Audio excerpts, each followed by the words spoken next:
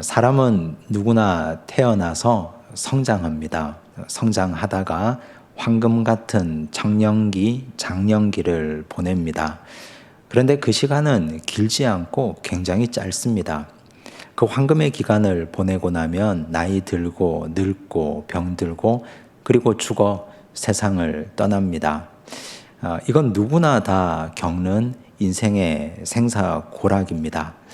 그런데 이런 인간의 발달 과정을 완전한 발달 과정이라고 말하지 않습니다. 심리학자들은 인간의 발달 단계를 보다 더 세분해서 나눕니다. 1943년에 미국의 심리학자 매슬로우는 인간의 발달 단계를 심리적 욕구의 단계로 5단계로 나누었습니다.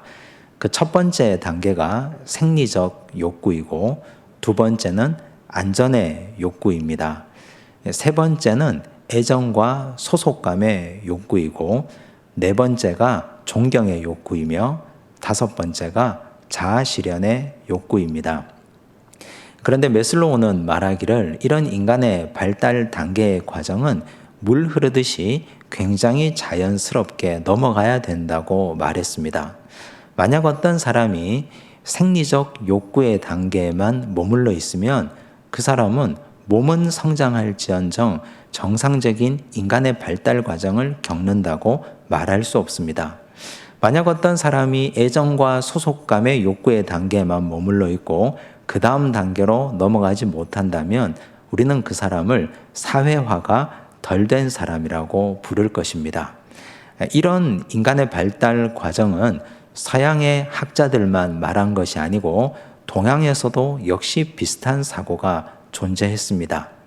공자는 논어 위정편에서 역시 사람의 발달 과정을 이렇게 나누고 있습니다.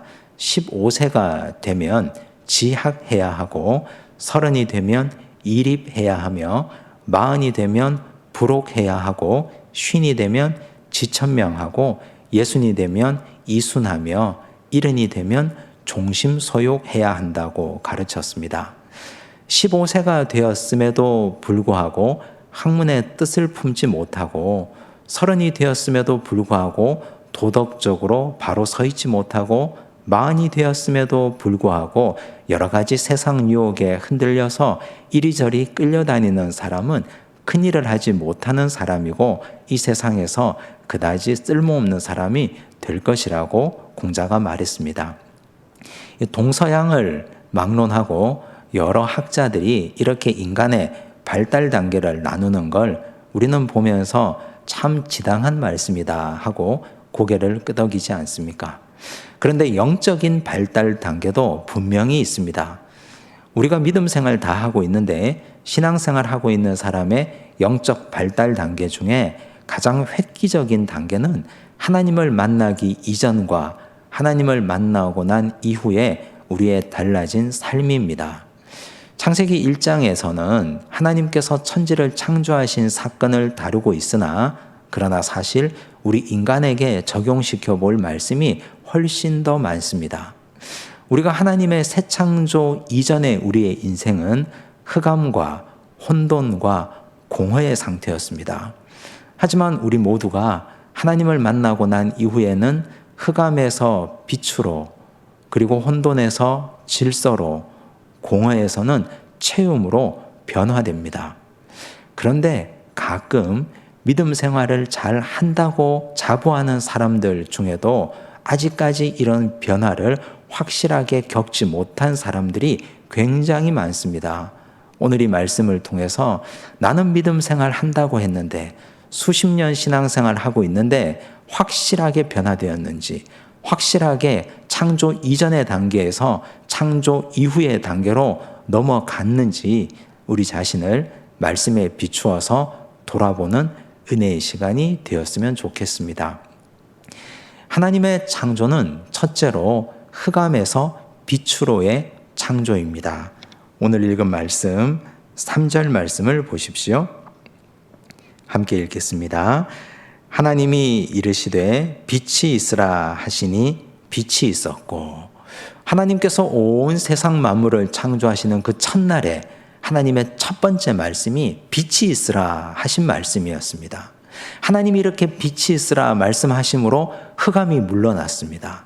흑암은 어둠과 전혀 다른 개념입니다.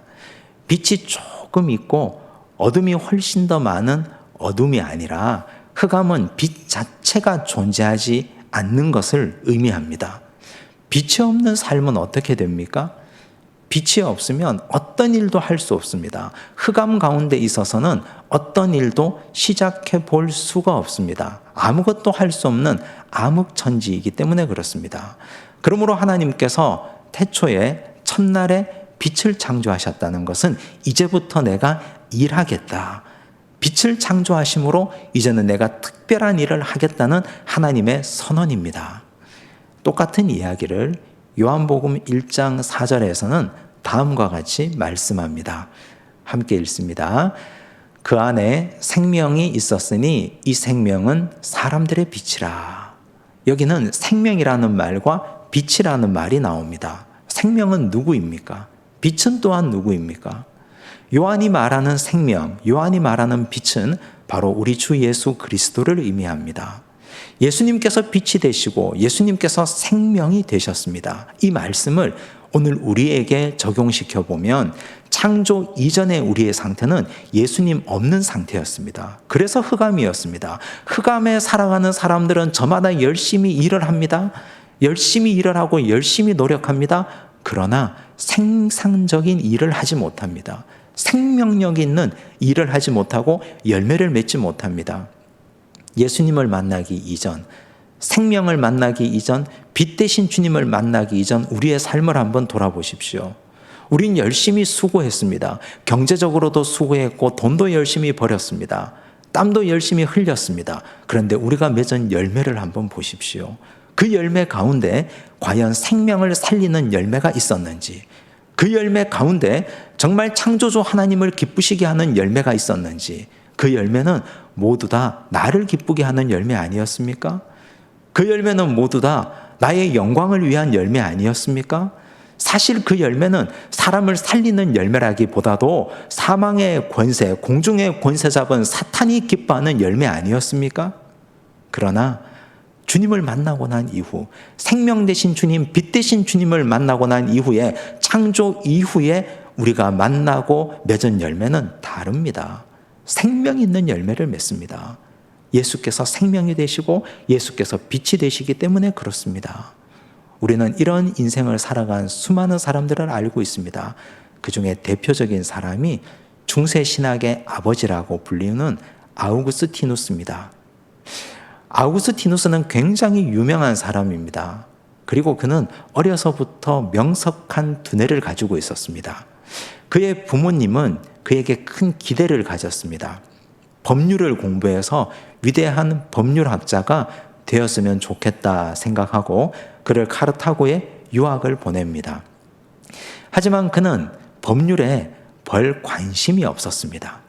법학을 공부했지만 그러나 마음을 뜨겁게 만들지는 못했습니다. 오히려 그는 카르타고에서 마니교에 심취해 버렸습니다. 이교도의 사술에 빠져버린 것입니다. 거기서 그치지 않습니다. 어떤 여인을 만났습니다. 사랑에 빠졌습니다. 동거합니다. 아이까지 낳았습니다. 독실한 기독교 신자였던 그의 어머니 모니카는 깊은 슬픔과 시름에 빠집니다. 그리고 하나님께 간절히 기도합니다. 그런데 아들은 돌아오지 않습니다. 거기서 한 걸음 더 나아갑니다. 그는 신플라톤주의 철학에 더 빠져들고 심취했습니다. 하지만 그러면 그럴수록 그는 어둠 가운데, 암흑 가운데 빠져드는 것 같은 느낌이었습니다. 그 안에는 진리가 없었습니다. 그러던 어느 날 그는 밀라노에서 대주교로 활동하던 암브로시우스의 설교를 듣습니다. 그의 설교를 들으면서 그의 마음속에 지금까지 고민했던 것들이 다 풀려가는 느낌을 받습니다. 그때부터 그는 하나님의 생명의 말씀인 성경을 읽기로 결정합니다. 성경을 읽다가 어느 한 구절에 와서 그의 인생이 획기적으로 바뀌어집니다. 로마서 13장 12절에서 14절까지 말씀입니다. 함께 읽겠습니다. 밤이 깊고 낮이 가까웠으니 그러므로 우리가 어둠의 일을 벗고 빛의 갑옷을 입자. 낮에와 같이 단정히 행하고 방탕하거나 술 취하지 말며 음란하거나 호색하지 말며 다투거나 시기하지 말고 오직 주 예수 그리스도로 옷 입고 정욕을 위하여 육신의 일을 도모하지 말라. 이 말씀을 들으면서 그는 머리를 망치로 얻어맞은 것 같은 충격에 빠집니다. 지금까지 내가 입고 있던 옷이 어둠의 일이었구나. 이제는 이 어둠의 옷을 벗고 주 예수 그리스도로 옷 입고 빛의 갑옷을 입고 하나님의 말씀대로 살아야 되겠다는 결단을 하게 됩니다. 물론 그는 주님을 만나기 이전에도 많은 일을 했습니다. 그러나 그가 생각해 보니까 그가 하나님 만나기 이전에 했던 모든 일은 생명을 살리는 열매가 아니었습니다. 사람을 죽이는 일이었습니다. 자기 자신이 기쁜 일이었고 어머니의 가슴을 후벼 파는 일이었습니다. 그러나 그가 빛의 갑옷을 입고 빛 가운데로 걸어 들어가면서 그가 했던 수많은 일은 많은 열매를 맺었습니다. 첫 번째 열매가 만이교의 교리를 반박하기 시작했던 것입니다. 수많은 사람들이 이단의 사술에 빠져들어가고 만이교의 교리에 심취해 갔는데 그가 하나님의 말씀을 기준으로 만이교가 무엇이 잘못되었는지를 조목조목 반박하는 책을 냅니다. 두 번째 그의 열매는 고백록을 저술했습니다. 많은 젊은이들이, 그 당시 로마 치하에 살고 있는 수많은 젊은이들이 세상의 가치와 향락에 빠져서 미래 없이 살고 있었습니다. 그러나 그는 자신의 부끄러운 과거를 고백록을 통해서 솔직하게 고백합니다. 그 고백은 지금도 여전히 남아서 수많은 사람들의 심금을 울리는 위대한 기독교 고전의 명작이 되었습니다. 많은 사람들이 그가 남긴 고백록을 읽고 눈물을 흘리고 하나님 앞에 돌아왔습니다. 그는 그 후에 위대한 기독교 변증가가 되었습니다. 하나님의 말씀으로 제대로 진리의 집을 짓고 수많은 열매를 맺어서 하나님의 기쁨, 하나님의 영광이 되었습니다. 빛 가운데 걸어 들어간 인생을 사는 사람, 하나님은 그를 기뻐하십니다. 오늘 말씀 4절을 보시겠습니다. 함께 읽습니다. 빛이 하나님이 보시기에 좋았더라. 하나님이 빛과 어둠을 나누사.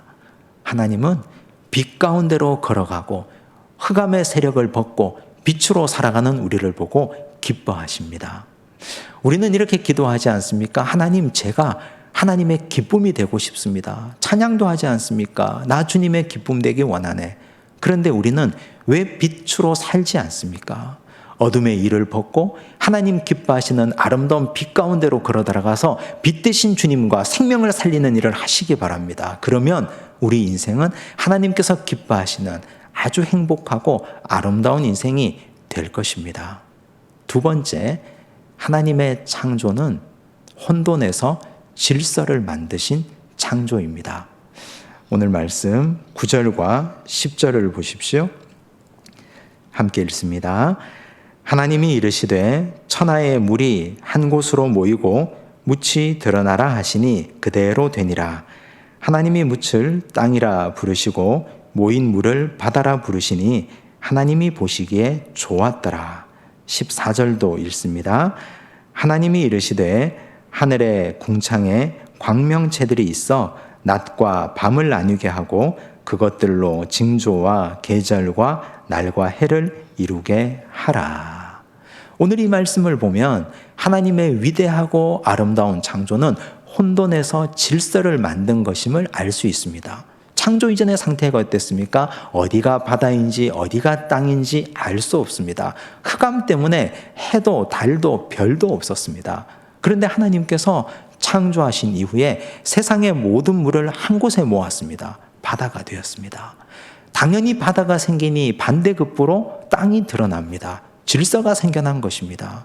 바다는 바다대로, 땅은 땅대로.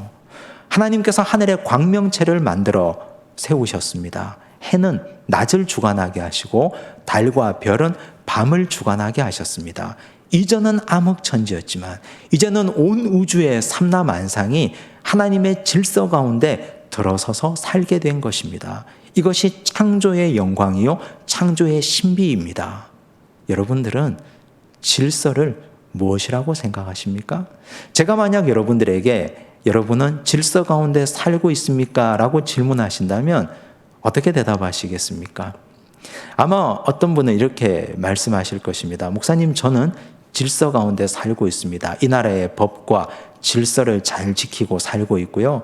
저희 집에 오시면 우리 집은 항상 깨끗하게 정돈되어 있습니다. 좋은 옷도 입고 있고 머리도 항상 단정하게 가꾸고 밖으로 나갑니다. 그러므로 저는 질서 가운데 사는 사람입니다. 아마 여러분은 이렇게 대답하실지도 모르겠습니다. 그러나 그것도 질서이지만 그보다 더 본질적인 질서가 있습니다. 하나님의 백성들, 하나님을 모시고 살아가는 사람들의 질서는 가장 중요한 질서가 영적인 질서입니다. 다시 한번 질문하겠습니다. 그렇다면 여러분들은 영적 질서 가운데 살고 계십니까? 이렇게 질문하면 영적 질서가 뭡니까? 아마 이렇게 반문할 것입니다. 영적 질서는 하나님을 제일 꼭대기에 모시고 사는 것입니다. 하나님을 내 인생의 최고 정점의 자리에 모시고 사는 것, 이것이 영적 질서입니다. 하나님을 내 마음 중심 가장 중요한 자리에 모시고 사는 것, 이것이 바로 영적 질서입니다.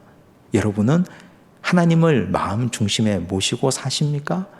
우리 가정에 하나님께서 주인 되어 계십니까? 이 질문 앞에 여러분은 어떻게 대답하시겠습니까?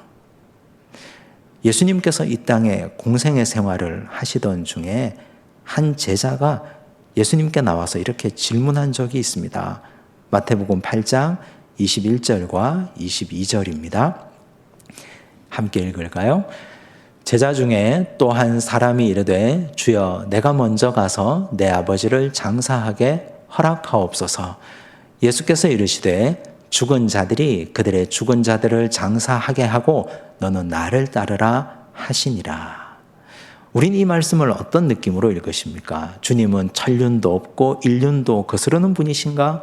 그런 느낌으로 이 말씀을 읽으시면 안 됩니다. 이 말씀의 가장 중요한 주제는 최고 정점 꼭대기에 누가 계시냐? 너의 인생의 주인은 누구냐? 하는 질문입니다. 예수님의 제자 중에 하나가 주님께 묻지 않습니까? 주님, 제 아버지를 제가 장사하고 돌아오겠습니다.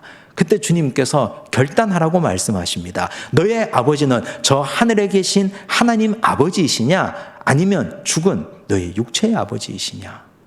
너는 죽은 너의 육체의 아버지의 유언을 따르는 존재냐? 아니면 내가 오늘 전하는 이 말씀을 따르는 존재냐? 너 결단하라. 너 인생의 최우선 순위를 분명히 하라. 우리 주님은 그 말씀을 하신 것입니다. 그래야 질서가 생기기 때문입니다. 여러분의 인생의 정점에는 누가 있습니까? 자녀, 물질, 직장, 내 건강, 내가 추구하는 이상, 이런 것들이 아니라 우리 주님께서 우리 인생의 제일 정점에 계셔야 됩니다. 바울은 이렇게 말했습니다. 고린도전서 14장 33절입니다. 함께 읽습니다. 하나님은 무질서의 하나님이 아니시오 오직 화평의 하나님이시니라. 바울이 고린도전서를 기록해서 고린도 교회에 편지를 보냈는데 당시 고린도 교회는 굉장히 혼란스러웠습니다. 문제가 굉장히 많았습니다.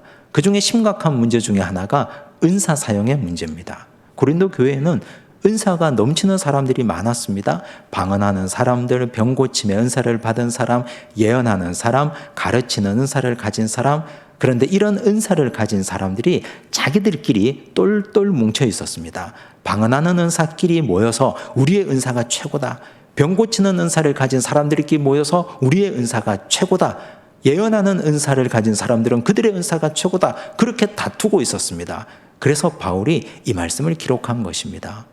하나님은 한 분이시다. 너희들에게 이 모든 은사를 주신 분은 하늘에 계신 하나님 아버지이신데 왜 다투느냐? 너희들이 다투는 이유는 하나님 한 분을 제일 꼭대기에 모시지 못하고 하나님을 모시는 교회 공동체 일원이 되지 못하기 때문이 아니냐? 너희 마음 중심에 과연 하나님이 계시기냐 한 것이냐? 이렇게 질문한 것입니다. 하나님이 그들 마음 중심에 계셨다면 하나님께 받은 은사는 교회의 덕을 세우기 위해서 하나님께서 주신 것입니다. 은사를 자랑할 것이 아니라 하나님께 받은 각양 은사에 합당하게 행하고 일해야 되었을 것입니다. 하지만 그들은 그렇게 살지 못했습니다. 그래서 바울이 책망했습니다. 그런데 우리는 이 말씀을 읽으면서 한 가지 이상한 점을 발견합니다. 바울은 하나님은 무질서의 하나님이 아니시고 화평의 하나님이라고 말했습니다. 그런데 우리 생각에는 하나님은 무질서의 하나님이 아니고 질서의 하나님이다, 이렇게 말해야 옳지 않겠습니까? 바울이 왜 이렇게 말했을까요? 하나님이 우리 마음 중심에 계시고 하나님이 정점에 계시면 질서가 생기고 그 질서는 곧 화평으로 이어지기 때문에 그렇습니다. 교회 공동체가 다투고 분열이 일어나고 싸우는 이유가 무엇입니까? 하나님이 정점에 계시지 않기 때문에 그렇습니다. 사람이 주인 노릇하려고 하기 때문에 그렇습니다. 사람이 이 교회에서, 내가 이 교회 가장 많이 다녔어, 내가 이 교회에서 헌금 가장 많이 하는 사람이야, 내가 이 교회에서 뿌리가 깊어, 이러고 내가 주인 되려고 하기 때문에 교회의 분열과 다툼이 끊이지 않습니다. 하나님께서 교회의 주인 되시면 싸울 일이 없습니다. 하나님이 질서를 잡아주시면 그 질서는 곧 화평으로 나타나게 되어 있습니다. 정치판이 왜 매일 저렇게 시끄럽게 싸웁니까? 사람이 주인 노릇하기 때문에 그렇습니다. 정권을 잡으려고 하고 그 정권이 곧 자신의 권력이 되고 그 권력이 곧 돈이 되기 때문에 사람이 권력의 제일 꼭대기 정점에 올라가려고 하기 때문에 정치판이 저렇게 매일 시끄러운 것입니다.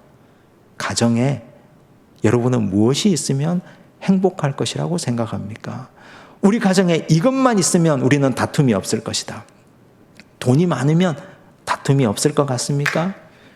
가정에 자녀들이 공부를 잘하면 가정에 문제가 없을 것 같습니까?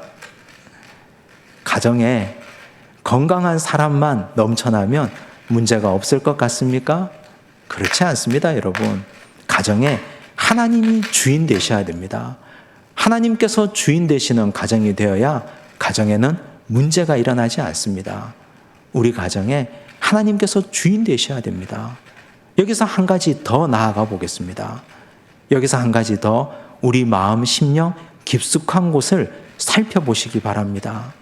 우리 마음 깊숙한 곳에 항상 걱정이 있고 염려가 있고 분열이 있고 다툼이 있고 문제가 일어나는 것은 마음 중심에 하나님께서 아직까지 자리 잡지 못하고 있기 때문입니다. 내 마음 중심에 하나님께서 자리 잡아 계시고 내 마음 중심에 하나님께서 주인 노릇하고 계시면 우리 마음에는 절대로 분열이 일어나지 않습니다. 돈이 인생의 주인이 되고 건강이 인생의 주인이 되고 내 마음 중심에 사람이 주인이 되면 마음은 항상 갈등과 번민으로 가득 차고 복잡할 것입니다. 여러분 마음 중심에 혼돈에서 질서가 생기기를 바랍니다. 여러분 가정에 혼돈에서 질서로 나아가기를 바랍니다. 그러려면 진실로 하나님께서 우리 마음 중심에 좌정하시고 하나님을 마음 중심의 주권자로 모셔야 됩니다. 꼭 기억하시기 바랍니다. 하나님의 창조는 세 번째로 공허에서 채움으로의 창조였습니다. 오늘 읽은 말씀 20절과 21절을 보시겠습니다. 함께 읽습니다. 하나님이 이르시되 물들은 생물을 번성하게 하라. 땅 위 하늘의 궁창에는 새가 나르라 하시고 하나님이 큰 바다 짐승들과 물에서 번성하여 움직이는 모든 생물을 그 종류대로 날개 있는 모든 새를 그 종류대로 창조하시니 하나님이 보시기에 좋았더라. 하나님이 원래 창조하신 이 모든 공간은 텅 빈 공간이었습니다. 그냥 땅이 있었습니다. 바다가 있었습니다. 하늘이 있었습니다. 그런데 땅에는 나무가 자라고 그 나무는 열매를 맺었습니다. 땅이 충만해졌습니다. 바다에는 물고기가 살기 시작했습니다. 그리고 저 하늘 공중에는 새들이 날아다니기 시작했습니다. 공허했는데 꽉 찬 공간, 체험의 공간이 가득 차게 된 것입니다. 그런데 그 체험은 보통의 체험이 아니라 가득하고 충만한 체험이 되었습니다. 22절 말씀을 보시겠습니다. 함께 읽습니다. 하나님이 그들에게 복을 주시며 이르시되 생육하고 번성하여 여러 바닷물에 충만하라. 새들도 땅에 번성하라 하시니라. 충만하라, 번성하라. 하나님의 창조는 빈약한 충만이 아니었습니다. 가득한 충만이고 번성함이었습니다. 우리가 예수를 제대로 믿으면, 우리가 진실로 주님 안에 있으면, 우리가 하나님의 새 창조의 피조물이 되면 우리 인생은 공허함에서 가득 차고 충만하고 번성한 인생이 될 것입니다. 그런데 예수 믿기 전에 우리의 인생은, 하나님을 인격적으로 만나기 이전에 우리의 인생은 먹어도 가져도 채워도 채워지지 않는 공허한 인생, 그래서 항상 목마르고 배고픈 인생이었습니다. 그런데 하나님을 제대로 만나고 난 이후에 우리의 인생은 충만한 인생이 됩니다. 그런데 가끔 믿음 생활의 영적인 느낌이 떨어지고 영적인 충만함이 사라지고 믿음 생활 제대로 하지 못하고 있을 때 우린 다시 기갈과 공복감과 공허감을 느낍니다. 다윗을 한번 떠올려 보십시오. 다윗은 왕이었습니다. 그것도 12지파를 통일한 통일 이스라엘의 왕이었습니다. 그에게는 왕비가 있었습니다. 후궁도 있었습니다. 아름다운 여인들이 주변에 굉장히 많았습니다. 그런데 그는 여전히 공허감을 느꼈습니다. 밧세바를 아내로 삼고 싶었습니다. 그 욕망에 사로잡히자 그의 남편 우리아까지 죽이고 말았습니다. 얼마나 무서운 죄를 지었습니까? 그가 하나님 앞에 제대로 서 있지 못했을 때, 하나님 앞에 영적인 공복감과 영적인 공허감을 제대로 말씀으로 채우지 못했을 때 그는 죄악으로 달려가고 말았지 않습니까? 오늘 여러분 무엇에 굶주려 있습니까? 우리 마음속이 혹시나 텅 빈 영혼이지 않습니까? 사탄은 우리의 텅 빈 영혼에 미끼를 던집니다. 사탄은 그 틈을 절대로 놓치지 않습니다. 우리 마음속 깊숙한 곳에 하나님의 말씀을 가득 채워야 됩니다. 사도 바울은 이렇게 고백하고 있습니다. 빌립보서 4장 11절에서 13절을 보십시오. 함께 읽습니다. 내가 궁핍함으로 말하는 것이 아니니라. 어떠한 형편에든지 나는 자족하기를 배웠노니 나는 비천에 처할 줄도 알고 풍부에 처할 줄도 알아. 모든 일 곧 배부름과 배고픔과 풍부와 궁핍에도 처할 줄 아는 일체의 비결을 배웠노라. 내게 능력 주시는 자 안에서 내가 모든 것을 할 수 있느니라. 바울은 이렇게 고백합니다. 나는 자족하기를 배웠다. 나는 풍부할 때도 궁핍할 때도 만족할 수 있는 일체의 비결을 배웠도다. 내게 능력 주시는 자 안에서 나는 모든 일을 할 수 있다. 어떻게 그가 이런 고백을 할 수 있을까요? 많이 가져서, 많이 누리고 있어서, 물질이 많아서, 건강해서? 그렇지 않습니다. 그는 빌립보서를 기록할 이때 로마 감옥에서 이 편지를 쓰고 있지 않습니까? 그는 예수님으로 충만했습니다. 말씀을 가슴에 가득 안고 있었습니다. 말씀이 가득 차 있으니 그는 하나도 공허감이 없었습니다. 충만한 그의 영혼으로 그는 하나님의 이름을, 주님의 이름을 찬양하고 있는 것입니다. 오늘 우리가 읽은 이 말씀에 공통점이 있습니다. 흑암에서 빛으로, 혼돈에서 질서로, 공허에서 체험으로 넘어오기 위해서는 말씀이 있어야 됩니다. 하나님이 이르시되 빛이 있으라 하시니 빛이 있었습니다. 하나님이 이르시되 땅에 과목을 내라 하니 과목이 났습니다. 하나님이 이르시되 물은 모여서 바다가 되라 하시니 바다가 되고 드러난 곳은 땅이 되었습니다. 하나님이 말씀하셔야 우리 인생에 흑암이 떠나가고 빛이 있고, 하나님의 말씀 앞에 우리가 제대로 서야 우리의 혼돈이 질서로 바뀌고 하나님의 말씀이 우리의 공허함을 채워서 우리는 체험 가운데 자족하는 인생을 살게 될 것입니다. 이것이 하나님의 창조의 중요한 원리입니다. 잊지 마시기 바랍니다. 부디 하나님의 말씀 떠나지 마시고 그 말씀 앞에 제대로 무릎 꿇고 그 말씀 앞에 제대로 엎드려서 말씀이 우리의 인생을 가득 채우는 놀라운 은혜 안에 살아가시기를 바랍니다. 기도하겠습니다. 하나님 아버지 감사합니다. 우리 인생은 하나님을 만나기 전에는 흑암이었고 혼돈이었고 공허였습니다. 하지만 하나님의 말씀이 임한 이후에 흑암은 빛이 되었고 혼돈에는 질서가 세워졌고 공허에는 체험으로 가득 차게 되었습니다. 아버지, 오늘 우리가 이 인생을, 하나님의 새 창조의 인생을 영원히 누리게 하여 주옵소서. 때로는 사탄 마귀가 다시 흑암으로, 다시 혼돈으로, 다시 공허로 우리를 끌고 가려 한다 할지라도 우리가 그 꿰매 넘어가지 않도록 도우시고, 언제나 빛 되신 주님, 우리의 질서를 잡아주시는 주님의 말씀, 체험으로 충만하게 하시는 아버지의 말씀 가운데 살아가고 달려가게 하여 주옵소서. 주여, 우리의 인생을 책임져 주옵소서. 우리가 주님 앞에 영원히 깨어서 진리의 말씀 가운데 살아가게 하여 주옵소서. 모든 말씀 예수님 이름으로 기도드리옵나이다. 아멘.